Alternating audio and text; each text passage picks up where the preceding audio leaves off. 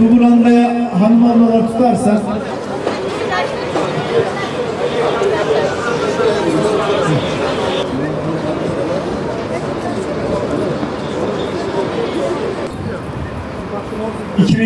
beri dünyanın en iğrenç ablukasına maruz kalmış Gazze halkına denizden ve karadan bu ablukayı kırmak için dünyanın vicdanlı insanları yaklaşık 18 senedir Akdeniz'i ve Gazze'ye ulaşan karayollarını ablukayı kırmak adına yol ediniyorlar. Bu yolculukların birçoğunda da bazen İsrail'in, bazen Ürdün'ün, bazen de Mısır'ın engellemeleriyle, baskılarıyla ve bazen de saldırılarıyla karşılaşıyorlar. 2010 yılında Mavi Marmara Seferi yine açlığa mahkum edilmiş ve günler içinde öldürülen, soykırıma maruz bırakılan Gazze halkına yönelik ablukayı kırmak için dünyanın vicdan sahibi insanlarının bir araya gelerek oluşturmuş olduğu bir koalisyonun parçasıydı. Ve o koalisyon da o gün Akdeniz'in uluslararası sularında burada halen elçiliği bulunan terör şebekesi, terör devleti İsrail'in kanlı bir saldırısına maruz kaldı ve 10 kardeşimiz o gün şehit edildi. 36 ülkeden 600'e yakın sivil insan Gazze'ye ilaç, gıda, yemek götürme derdinde olan sivil insan o gün de dünyanın gözü önünde ve canlı yayınlarda gözaltına alındı, tutuklandı ve hapislere atıldı. O gün İsrail'e yönelik dünyanın tüm ülkelerinde gelişen öfkeyi biz İsrail'in barbarlığına ve sınır tanımazlığına yönelik bir çığıra dönüştürebilseydik ve o hesabı o gün sorabilseydik, bugün geldiğimiz an itibariyle Gazze'de belki bu soykırımla yüzleşmeyecek. Siyonist beladan kurtulmanın yolu, Siyonist beladan kurtulmanın yolu olarak açılmış bu yolda soykırım sonrasında artık geldiğimiz noktada İsrail diye bir devletin varlığının zaten olmaması gereken bir şey olduğunu kabullenmeniz gerekiyor. Bugün insanlar İsrail'de 1948'den beri yapmış olduğu işgalleri iki devletli bir çözümle savundular. Ve halen devam eden soykırımda da Filistin devletini tanımaya yönelik açıklamalar yapıyorlar maalesef. Ancak bu sorunun çözümü İsrail'in devlet olarak tanınmaktan vazgeçilmesidir. Bugün buradan bu çağrımızı bir kez daha yeniliyoruz.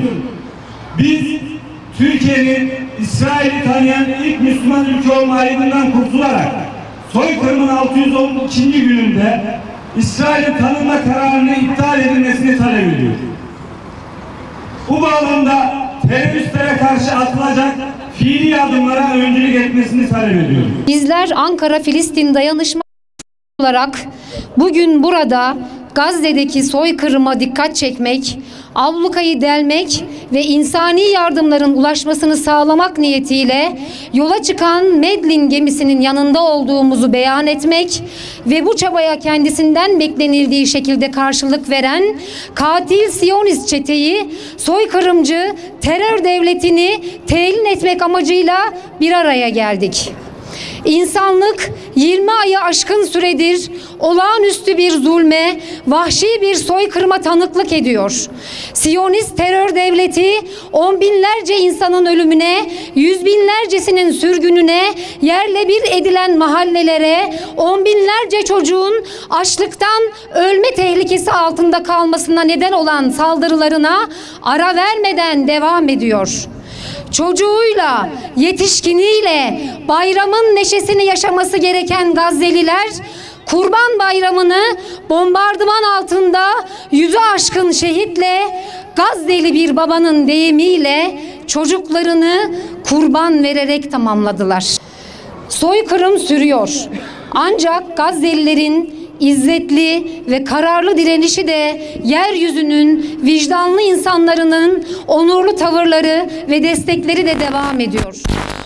İtalya'dan Medlin gemisidir. Gazze'deki ablukayı kırmak ve insani yardım ulaştırmak niyetiyle sorumluluk alarak farklı ülkelerden bir araya gelen 12 vicdanlı insanı taşıyan bu gemiye beklenildiği üzere terör devleti tarafından saldırı gerçekleştirilmiştir. İşgalci Rejimin Savunma Bakanı'nın İsrail ordusuna geminin Gazze'ye ulaşmaması için ne yapılması gerekiyorsa yapılması talimatını verdiğini duyurmasının ardından gemiye uluslararası sularda kimyasal sıvılar atılarak müdahale edilmiş, geminin dış dünyayla bağlantısı kesilmiş ve düzenlenen baskınla mürettebat rehin alınarak kaçırılmıştır. Sivil girişimlere karşı daha önce Mavi Marmara örneğinde takındığı hukuk tanımaz, acımasız ve pervasız tavrını Medlin gemisine yönelik de sergileyen işgal rejimi bu şımarıkça tutumunu güç sahiplerinin sessizliğine, hatta doğrudan ve dolaylı onayına borçludur.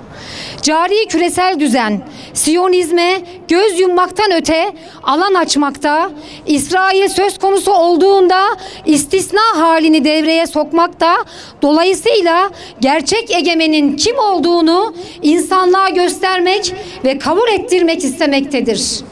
Dünya uzunca bir süredir ama hususen son 2 yıldır bu düzenin güç sahibi unsurlarıyla Müslümanların ve vicdan sahibi insanların zıtlığına, gerilimine ve mücadelesine sahne olmaktadır.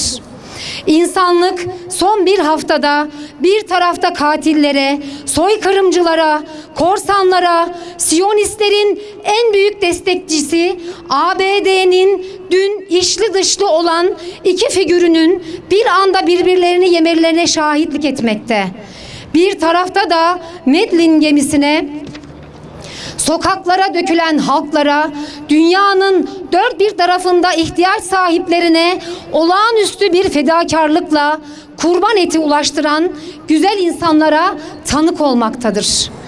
Bu büyük merhamet dalgası güç sahiplerini de sarstığında bütün insanlık güzel günlere doğru adım atacaktır.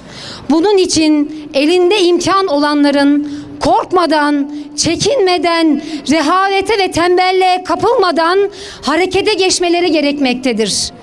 Bu bağlamda başta Dışişleri Bakanlığı olmak üzere ülkemiz yetkililerini gemide yer alan kendi vatandaşları ve tüm gemi mürettebatı için girişimlerde bulunmaya, daha aktif davranmaya, daha çok sorumluluk almaya davet ediyor. Vicdan sahibi her insanı mücadeleyi büyütmeye, yorgunluğa ve yılgınlığa kapılmadan direnişin yanında saf tutmaya çağırıyoruz. Son olarak Ankara'dan Medlin gemisini ve küresel Gazze yürüyüşü gibi girişimleri selamlıyor. Bu vesileyle Mavi Marmara şehitlerimizi de rahmetle anıyor. Rabbimizden Müslümanların izzetli direnişini ve vicdanlı insanların onurlu çabalarını, başta Gazze'nin sonra bütün dünyanın Siyonizm'den kurtulmasına vesile kılmasını niyaz ediyoruz. Vicdan intifadası başarıya ulaşacak, insanlık onuru Siyonizmi yenecek. Siyonist teröre, Akdeniz'e ambargo. Siyonist teröre, Akdeniz'e ambargo. Siyonist'e ticaret, Filistin'e ihanet. Siyonist'e ticaret, Filistin'e ihanet. Siyonist'e ticaret, Filistin'e ihanet. Ülkemde Siyonist istemiyoruz.